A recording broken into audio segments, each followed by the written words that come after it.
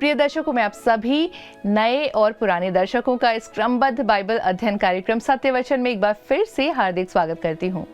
मैं आप सभी को धन्यवाद देना चाहती हूँ जो अपना कीमती समय निकालकर परमेश्वर के वचन को सीखने के लिए तैयार रहते हैं। आज हम मत्ती रचित सुसमाचार अध्याय 23 का अध्ययन करेंगे। इस अध्याय में हम देखेंगे कि यीशु शास्त्रियों और फरीसियों के कपट और बाहरी धार्मिकता के विरुद्ध कठोर शब्दों में चेतावनी देते हैं। यीशु ये प्रकट करते हैं कि धार्मिक अगुए लोगों पर भारी बोझ तो डालते हैं, परंतु स्वयं परमेश्वर की सच्ची आज्ञाकारिता में नहीं चलते। मित्रों, इसी के साथ इस अध्याय में हम हाय तुम पर के 7 गंभीर घोषणाओं को देखेंगे, जहां यीशु उनके घमंड, लालच, अन्याय और आत्मिक अंधेपन को उजागर करते हैं। और अध्याय के अंत में यीशु यरूशलेम के लिए अपना दुख और अपनी करुणा प्रकट करते हैं।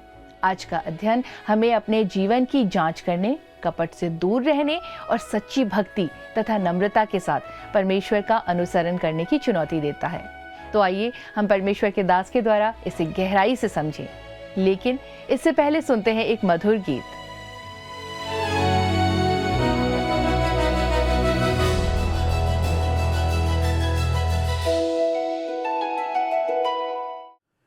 प्रिय मित्रों, आप सभी को प्रभु यीशु मसीह में प्रेम भरा नमस्कार। आशा करता हूं कि आप भले चंगे हैं और प्रभु के वचन में बढ़ रहे हैं। दोस्तों, हम मत्ती के 23 अध्याय से आज अपना अध्ययन आरंभ करेंगे, जिसका विषय है प्रभु यीशु मसीह भीड़ को शास्त्री और फरीसियों के विरुद्ध चेतावनी देते हैं। फरीसी और शास्त्रियों पर धिक्कार सुनाते हैं और यरूशलेम पर विलाप करते हैं, या यरूशलेम के लिए विलाप करते हैं। दोस्तों, इस अध्याय में प्रभु यीशु और धार्मिक अगुओं का टकराव यहाँ पर समाप्त होता है। भीड़ को चेतावनी देकर वे बिना किसी चूक के धार्मिक अगुओं की निंदा करते हैं। प्रभु ने इससे कठोर शब्दों का उपयोग अब तक नहीं किया था। यह एक दया रहित निंदा है जो यहाँ पर देखने को मिलती है। यदि आप भी इस अध्याय को ध्यानपूर्वक पढ़ेंगे तो यह आपके प्राणों को छलनी कर देगा। अब देखते हैं प्रभु यीशु मसीह शास्त्रियों और फरीसियों के विरुद्ध चेतावनी देते हैं और यीशु मंदिर में सबके सामने फरीसियों की निंदा करते हैं, जो कि उनके शत्रुओं का गढ़ था। आइए हम पढ़ते हैं मत्ती 23 अध्याय पद 1 और 2। लिखा है, तब यीशु ने भीड़ से और अपने चेलों से कहा, शास्त्री और फरीसी मूसा की गद्दी पर बैठे हैं। धार्मिक अगुए अधिकारों के स्थान पर आसीन हैं और पुराने नियम को वे नियंत्रित कर रहे थे। उन्होंने वह सब कुछ हड़प लिया था जिसका उन्हें अधिकार नहीं था। उनका उस समय वही स्थान था जो आज कलीसिया के अगुओं का है। इन दोनों को आप कंपेयर करके देख सकते हैं। लोग उनसे सच्चाई की अपेक्षा करते थे। पद 3 में हम पढ़ते हैं, लिखा है, इसलिए वे तुमसे जो कुछ कहें वह करना और मानना, परंतु उनके से काम मत करना, क्योंकि वे कहते तो हैं पर करते नहीं है। दोस्तों, अर्थात यहाँ पर जो वचन कहता है वही करो, परंतु शास्त्रियों और फरीसियों जैसा काम ना करना, क्योंकि वे परमेश्वर के वचन का अनुसरण नहीं करते हैं।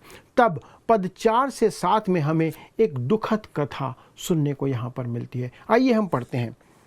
वे एक ऐसे भारी बोझ को, जिसको उठाना कठिन है, बांधकर उन्हें मनुष्यों के कंधों पर रखते हैं, परंतु स्वयं उसे अपनी उंगली से भी सरकाना नहीं चाहते। वे अपने सब काम लोगों को दिखाने के लिए करते हैं। वे अपने तावीज़ों को चौड़ा करते और अपने वस्त्रों की कोरें बढ़ाते हैं। भोज में मुख्य मुख्य स्थान और सभा में मुख्य मुख्य आसन, बाजारों में नमस्कार और मनुष्य में रब्बी कहलाना उन्हें भाता है। दोस्तों, वे उपाधि, आदर और पहचान चाहते थे। वे अलग धार्मिक वस्त्र धारण करके अपने उच्च पद की ओर लोगों का ध्यान आकर्षण करते थे। प्रभु इन बातों को धिक्कारता है। पद 8 में आगे लिखा है, परंतु तुम रब्बी ना कहलाना, क्योंकि तुम्हारा एक ही गुरु है और तुम सब भाई हो। दोस्तों, यहाँ पर प्रभु यीशु मसीह इस बात को स्पष्ट करता है कि तुम रब्बी ना कहलाना, अर्थात शिक्षक। आज कलीसिया में पासबानों और प्रचारकों को अलग से आदर प्राप्त होता है, यह सही है, परंतु हम सभी एक बराबर हैं। दोस्तों, यह भी हम सब का एक भाई है और हम एक दूसरे के बराबर हैं। पद 9 और 10 में लिखा है, पृथ्वी पर किसी को अपना पिता ना कहना, क्योंकि तुम्हारा एक ही पिता है जो स्वर्ग में है, और स्वामी भी ना कहना, क्योंकि तुम्हारा एक ही स्वामी है, अर्थात मसीह। दोस्तों, पिता का अर्थ है जो यहाँ दिया गया है, जीवन देने वाला। आत्मिक बातों में किसी को अपना पिता ना कहना, इसका अर्थ है कि उसे परमेश्वर का दर्जा या स्थान ना देना, क्योंकि यह ईश निंदा है, परमेश्वर की निंदा। केवल परमेश्वर पिता ही जीवन देने वाला है। स्वामी वह होता है जो अधिकार के स्थान में है। कलीसिया का सिर होने के नाते मसीह यीशु अधिकार के स्थान में आज पदस्थ है, जो हम सबों का है। पद 11 और 12 में हम पढ़ते हैं, जो तुम में बड़ा हो वह तुम्हारा सेवक बने। जो कोई अपने आप को बड़ा बनाएगा वह छोटा किया जाएगा, और जो कोई अपने आप को छोटा बनाएगा वह बड़ा किया जाएगा। दोस्तों, यहाँ पर इस बात को प्रकट किया गया है कि तुम बड़ा बनना चाहो तो दूसरों के सेवक बनो। अब आप देखते हैं कि शास्त्रियों और फरीसियों के पाखंड की यहाँ पर प्रभु यीशु मसीह भर्त्सना करते हैं। यहाँ पर आप प्रभु यीशु मसीह को संपूर्ण बाइबल में सबसे कठोर भाषा का उपयोग करते हुए पाएंगे। पुराने नियम के किसी भी भविष्यवक्ता ने पाप की ऐसी निंदा नहीं की जैसे प्रभु यीशु मसीह ने यहाँ पर की है। अनेक प्रचारक और पास्टर ऐसे हैं जो बाइबल के वचन नहीं जानते हैं, वे वचन नहीं पढ़ते हैं। इस कारण वे यह नहीं जानते कि प्रभु यीशु कौन है। ये बात सच्चाई है दोस्तों। इस कारण लोग यीशु को नहीं जान पाते हैं। पर लोगों को लगता है कि चर्च इस मामले में दोषी है। हाँ, चर्च दोषी है। यदि लोग प्रभु यीशु मसीह को नहीं जानते हैं तो इसका दोषी चर्च है। वो पापियों से प्रेम करता है दोस्तों, और वह उनके लिए मरा है, इस बात को लोग नहीं जानते। परंतु वह उनका न्याय करने भी आ रहा है, इस बात को भी लोग नहीं जानते हैं। हमें प्रभु यीशु मसीह के प्रति यही और सही दृष्टिकोण रखने की आवश्यकता है, क्योंकि वह एक ऐसा व्यक्ति है जिसे आज के समय में सबसे अधिक गलत समझा जाता है। लोग प्रभु यीशु मसीह को समझते नहीं कि वो कौन है। सामान्य तौर पर लोग प्रभु यीशु मसीह को वैसा नहीं जानते, वैसा नहीं पहचानते, वैसा नहीं मानते जैसा वह बाइबल में प्रस्तुत किया गया है। कुछ लोग कहते हैं दोस्तों कि प्रभु यीशु मसीह क्रूस पर मारा नहीं गया। कुछ लोग कहते हैं कि वह मृतकों में से जी नहीं उठाया। कुछ पहली शताब्दी के लोग हैं जो उसके अस्तित्व पर भी सवाल उठाते हैं।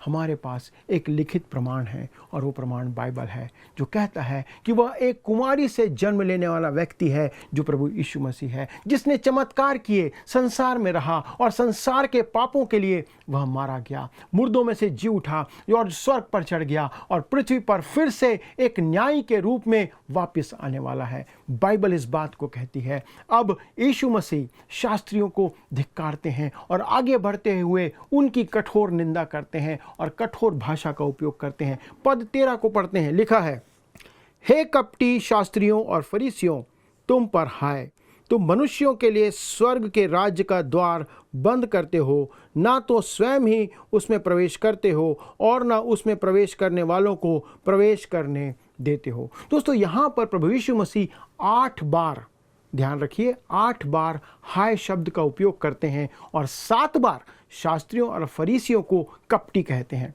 उसने उन पर झूठी शिक्षा और अगुवाई के द्वारा स्वर्ग के मार्ग में रुकावट बनने का प्रभु यीशु मसीह उन पर दोष लगाते हैं। पद 14 में क्या कहते हैं, हे कपटी शास्त्रियों और फरीसियों, तुम पर हाय, तुम विधवाओं के घरों को खा जाते हो और दिखाने के लिए बड़ी देर तक प्रार्थना करते रहते हो, इसलिए तुम्हें अधिक दंड मिलेगा। वे लंबी लंबी प्रार्थना तो करते थे, परंतु उनके हृदय प्रभु से दूर थे। उनके हृदय में धूर्तता भरी हुई थी।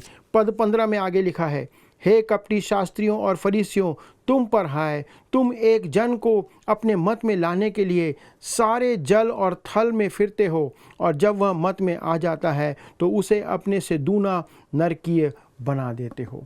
दोस्तों, वे अपने मत में लोगों को लाने के लिए बहुत परिश्रम करते थे, परंतु वे किसी भी को परमेश्वर के पास नहीं ला पाते थे। उनके द्वारा परिवर्तित लोगों में से कोई भी नया जन्म पाया हुआ व्यक्ति नहीं था। तब पद 16 में हम पढ़ते हैं, लिखा है, हे अंधे अगुओं, तुम पर हाय, जो कहते हो कि यदि कोई मंदिर की शपथ खाए तो कुछ नहीं, परंतु यदि कोई मंदिर के सोने की सौगंध खाए तो उससे बंध जाएगा।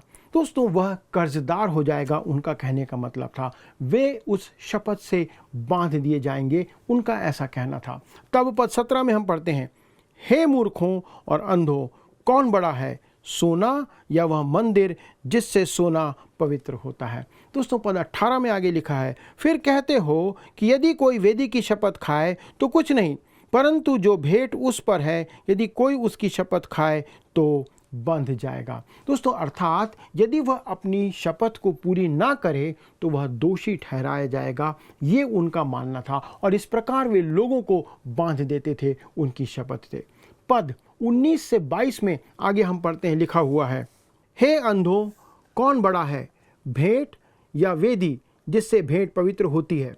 इसलिए जो वेदी की शपथ खाता है वह उसकी और जो कुछ उस पर है उसकी भी शपथ खाता है। जो मंदिर की शपथ खाता है वह उसकी और उसमें रहने वाले की भी शपथ खाता है। जो स्वर्ग की शपथ खाता है वह परमेश्वर के सिंहासन की और उस पर बैठने वाले की भी शपथ खाता है। दोस्तों, यहाँ पर फरीसी यह सिखा रहे थे कि यदि कोई व्यक्ति मंदिर की या उस वेदी की शपथ खाएगा तो वह उससे बंधा हुआ रहेगा, ऐसा जरूरी नहीं है। परंतु यदि कोई व्यक्ति उस मंदिर के वेदी की या उसके चढ़ावे की या उसके सोने की शपथ खाएगा तो वह उससे बंध जाएगा, उससे वह छूट नहीं सकता। दोस्तों, वे वास्तव में बाल की खाल निकाल रहे थे, आत्मिक बातों को छोड़कर भौतिक वस्तुओं पर महत्व दे रहे थे, जो उन्हें ऐसा नहीं करना चाहिए था। तब पद 23 में आगे परमेश्वर प्रभु यीशु मसीह बहुत कड़ी भर्त्सना करते हुए कहते हैं, हे कपटी शास्त्रियों और फरीसियों, तुम पर हाय, तुम पुदीने और सौंफ और जीरे का 10वां अंश तो देते हो, परंतु तुमने व्यवस्था की गंभीर बातों को अर्थात न्याय और दया और विश्वास को छोड़ दिया है। चाहिए था कि इन्हें भी करते रहते और उन्हें भी ना छोड़ते। दोस्तों, आपने देखा कि वे पुदीने, सौंफ, जीरे का 10वां अंश लेने के लिए बहुत ध्यान देते थे। वे इन बातों के लिए बहुत सख्त थे, परंतु प्रभु कहते हैं, तुमने व्यवस्था की गंभीर बातों को छोड़ दिया है तथा वे न्याय, दया और विश्वास की गंभीर बातों ने ही उन्हें मसीह के पास जो ला सकती थी उसे त्याग दिया था। पद 24 में आगे हम पढ़ते हैं, लिखा है, हे अंधे अगुओं, तुम मच्छर को तो छान डालते हो परंतु ऊंट को निगल जाते हो। दोस्तों, क्या आपको इस पद में व्यंग्यात्मक कटाक्ष नजर आता है? और लोग इस बात को सुनकर, उन पर गंभीर आरोप को सुनकर शायद उनके ऊपर हंस रहे होंगे। दोस्तों, कुछ लोग होते हैं जो बात का बतंगड़ बनाते हैं। वैसे ही एक महिला थी जो लिपस्टिक लगाने के बारे में दूसरों से विवाद किया करती थी और उन्हें मना करती थी। उसे लगता था कि लिपस्टिक का उपयोग करना बुरा है, परंतु वह अपनी जीभ को नियंत्रित नहीं कर पाती थी, क्योंकि वास्तव में दोस्तों, आपके होठों पर लगी जो चुगली है, जो बकवास है, वो कम से कम रंगने वाली लिपस्टिक से बेहतर है। हमें इन बातों से बचने की आवश्यकता है। दोस्तों, यह रोचक तथ्य है कि लोग मच्छर को तो छानते हैं परंतु ऊंट को निगल जाते हैं। पद 25 में हम आगे पढ़ते हैं, हे कपटी शास्त्रियों और फरीसियों, तुम पर हाय, तुम कटोरे और थाली को ऊपर ऊपर से तो मांजते हो, परंतु वे भीतर अंधेर और असंयम से भरे हुए हैं। फरीसियों पर 5वीं बार उनके बाहरी आडंबर पर यह बात प्रभु कहता है, जो आज के चर्च की स्थिति को प्रकट करता है, जो कटोरे और थाली को बाहर से साफ करने और मांजने में आज व्यस्त हैं। वे सारी गतिविधियों को पूरा करते हैं और करते आ रहे हैं। वे सर्वोत्तम वस्तुओं का उपयोग करते आते हैं। आज कलीसिया में अच्छी से अच्छी चीज़ों को वे उपयोग कर रहे हैं। बाहर से तो बड़ी ही शालीनता से वे बात करते हैं, परंतु उनके अंदर, उनके मनों में पाप भरा रहता है। दोस्तों, बहुत सी बातों में वे पाप शब्द को कहना भी पसंद नहीं करते, परंतु उनके बाहरी धार्मिक अनुष्ठान उनके अंदर की दुष्टता को आज साफ नहीं कर पाते हैं। फरीसियों ने वास्तविकता की जगह रीति रिवाजों को अपना लिया था, विश्वास की जगह औपचारिकता को अपना लिया था और परमेश्वर की जगह उन्होंने आराधना पद्धति को अपना लिया था। ये है महत्वपूर्ण बात। पद 26 में आगे प्रभु क्या कहते हैं, लिखा है, हे अंधे फरीसी, पहले कटोरे और थाली को भीतर से मांज कि वे बाहर से भी स्वच्छ हो। दोस्तों, यहाँ पर आप प्रभु यीशु मसीह को गलत ना समझे। वह यह नहीं कह रहा है कि बाहर की सफाई नहीं होनी चाहिए, नहीं, प्रभु ऐसा नहीं कह रहा। परंतु यदि अंदर गंदगी है और बाहर नहीं है तो यह गलत प्रभाव देता है लोगों को। ऐसा नहीं होना चाहिए। अंदर से सफाई आरंभ करके बाहर तक सफाई आना चाहिए। पद 27 को हम पढ़ते हैं, लिखा है, हे कपटी शास्त्रियों और फरीसियों, तुम पर हाय, तुम चूना फिरी हुई कब्रों के समान हो, जो ऊपर से तो सुंदर दिखाई देती हैं परंतु भीतर मुर्दों की हड्डियों और सब प्रकार की मलिनता से भरी है। दोस्तों, मेरी समझ से तो यह सबसे कठोर भाषा है जो यहाँ पर उपयोग की गई है, जो प्रभु ने उपयोग किया। जैसे पहले मैंने कहा था, कटोरे और थाली को बाहर से मांजना आज के समय की कलीसिया का चित्रण प्रस्तुत करता है। परंतु दोस्तों, विडंबना की बात यह है कि चूना फिरी हुई कब्र कलीसिया के एक सामान्य औसत सदस्य को प्रकट करता है, जो बाहर से सुंदर दिखाई देते हैं परंतु अंदर से पाप और अपराध में भरे हुए हैं और फंसे हुए हैं। उनके पास धार्मिकता का एक रूप है परंतु वे इसकी सामर्थ्य का इनकार करते हैं कि यह उन्हें मसीह में एक नई सृष्टि बना सकता है। मित्रों, जब तक यह आपके जीवन में चरितार्थ ना हो, पूरा ना हो, आपकी चर्च की सदस्यता अमान्य है और अर्थहीन है। पाखंड से बढ़कर कुछ भी नहीं है जो आपको धोखा दे रहा है। आज बहुत से चर्च सदस्य शराब, तंबाकू, ड्रग्स, सिगरेट, जुआ, इस प्रकार के आदि व्यसनों में लिप्त पाए जाते हैं। तो क्या ये हमारे चारों ओर चलती फिरती हुई संगमरमर की कब्रों के समान नहीं है, जो आत्मिक तौर पर जीवित शव के समान है दोस्तों, और अपने पापों के अपराधों में और पापों के अपराधों के कारण वे मरे हुए हैं, जैसा यहाँ पर प्रभु कहता है। तब पद 28 में हम पढ़ते हैं, लिखा है, इस रीति से तुम भी ऊपर से मनुष्यों को धर्मी दिखाई देते हो परंतु भीतर कपट और अधर्म से भरे हुए हो। तब दोस्तों, यहाँ पर आप देखते हैं कि शास्त्रियों और फरीसियों पर प्रभु यीशु मसीह इसके आगे दंड की भविष्यवाणी करते हैं।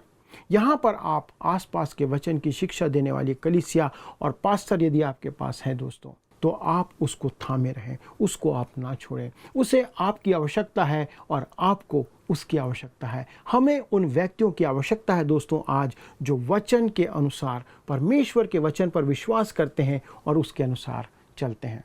तब पद 29 से 31 में लिखा है, हे कपटी शास्त्रियों और फरीसियों, तुम पर हाय, तुम भविष्यवक्ताओं की कब्रें संवारते और धर्मियों की कब्रें बनाते हो और कहते हो, यदि हम अपने बाप दादों के दिनों में होते तो भविष्यवक्ताओं की हत्या में उनके साझी ना होते।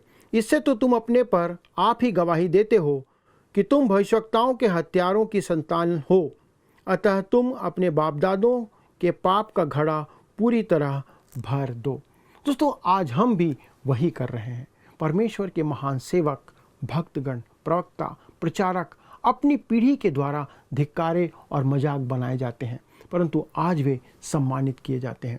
दोस्तों, यह बात स्पर्जन, मूडी, टोरी, अन्य बहुत से परमेश्वर के जो सेवक थे उनके लिए सही बैठती है। हमारा प्रभु मानव स्वभाव को जानता था और वह अब भी नहीं बदला है। कहता है, तुम भविष्यवक्ताओं के स्मरण में उनकी कब्रें बनाते हो और उनके जाने के बाद तुम धर्मियों के स्मारक को सजाते रहते हो। दोस्तों, वो कहता है, तुम अपने बाप दादों के पाप का घड़ा पूरी तरह से भर दो। दोस्तों, यह धार्मिक अगुओं के जो पुराने भविष्यवक्ताओं का सम्मान कर रहे थे, वे बहुत जल्दी रोमी साम्राज्य पर दबाव डालने वाले लोग थे कि वे परमेश्वर के पुत्र को क्रूस पर चढ़ाएं। ये वही लोग थे, इसलिए प्रभु उनसे ऐसा कह रहा था। दोस्तों, अब यह कुछ ऐसा कथन आगे देखने को मिलता है जो कि आपकी आत्मा को झंझोड़ देगा। आगे पद 33 में प्रभु कहता है, हे सांपों, हे करैतों के बच्चों, तुम नरक के दंड से कैसे बचोगे। दोस्तों, क्या आप इससे अधिक कठोर भाषा की अपेक्षा कर सकते हैं। सांपों और करैतों के बच्चों कहने से प्रभु का क्या मतलब है, अर्थात वे सर्प की संतान हैं। यह मनुष्यों के उस विश्वव्यापी भाईचारे के घृणित सिद्धांत और परमेश्वर के विश्वव्यापी पिता होने के सिद्धांत को नकारता है। यदि आपने प्रभु यीशु मसीह को अस्वीकार किया है तो परमेश्वर आपकी भी चाहत नहीं करता है। दोस्तों, इस बात को याद रखिए। परमेश्वर की संतान बनने का केवल एक ही मार्ग है कि आप प्रभु यीशु मसीह को स्वीकार करें। जैसा यूहन्ना के पहले अध्याय के पद 12 में लिखा है, परंतु जितनों ने उसे ग्रहण किया उसने उन्हें परमेश्वर की संतान होने का अधिकार दिया, अर्थात उन्हें जो उसके नाम पर विश्वास करते हैं। दोस्तों, मत्ती के इन अंतिम पदों में प्रभु कठोरता से बात कर रहे थे। वह ऐसी चाय का प्याला दे रहे थे जो वर्तमान समय में बहुत उदारवादी विचारकों के लोगों को प्रकट करती है, उनके विचारों को प्रकट करती है।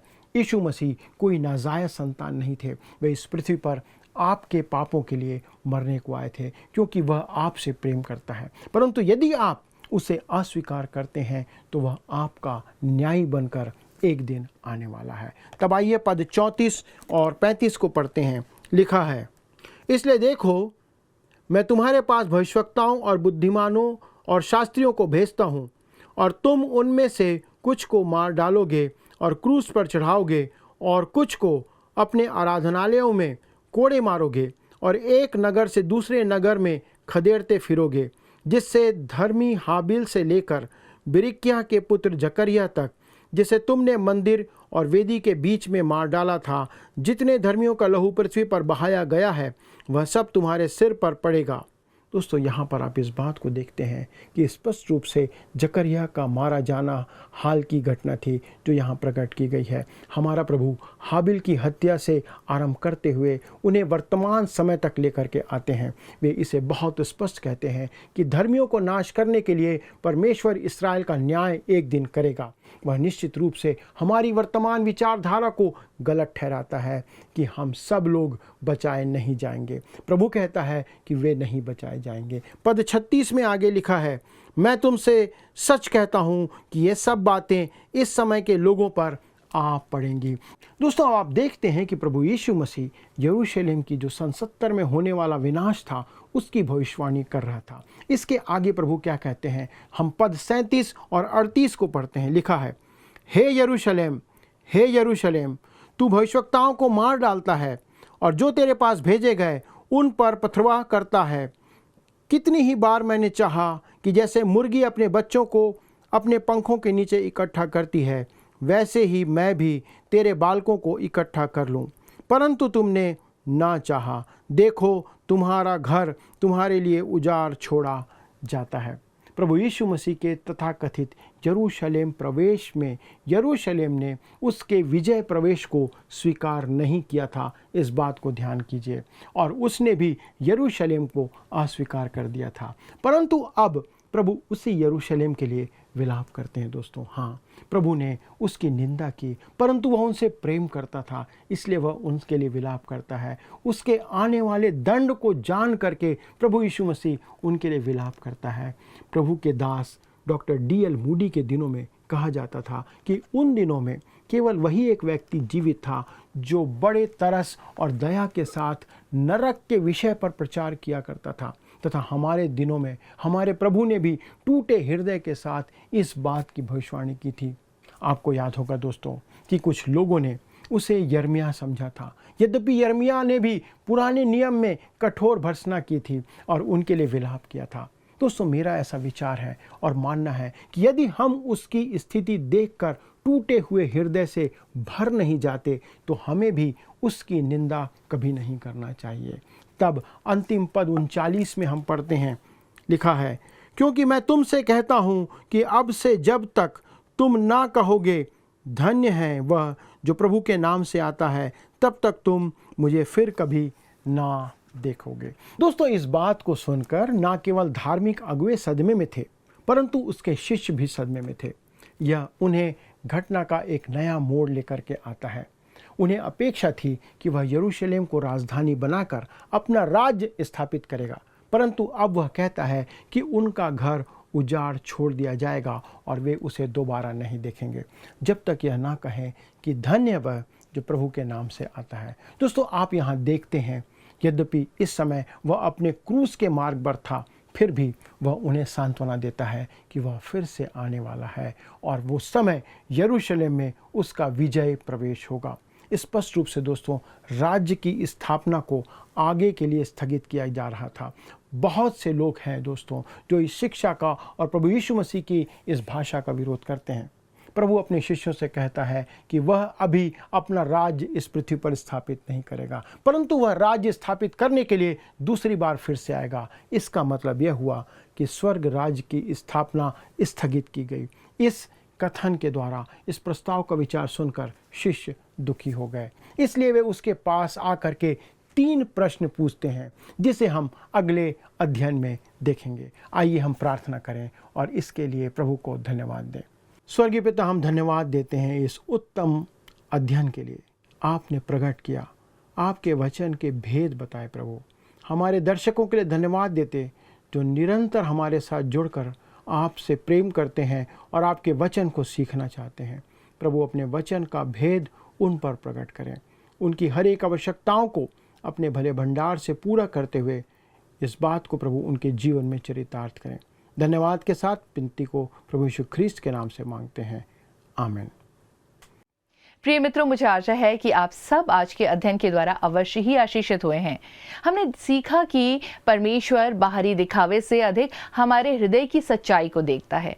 यीशु ने शास्त्रियों और फरीसियों के कपट को उजागर करते हुए ये सिखाया कि सच्ची धार्मिकता नम्रता, दया, न्याय और विश्वास योग्यता में प्रकट होती है। उन्होंने चेतावनी दी कि केवल नियमों का पालन करने का दिखावा करना पर्याप्त नहीं है यदि हमारा हृदय परमेश्वर से दूर है।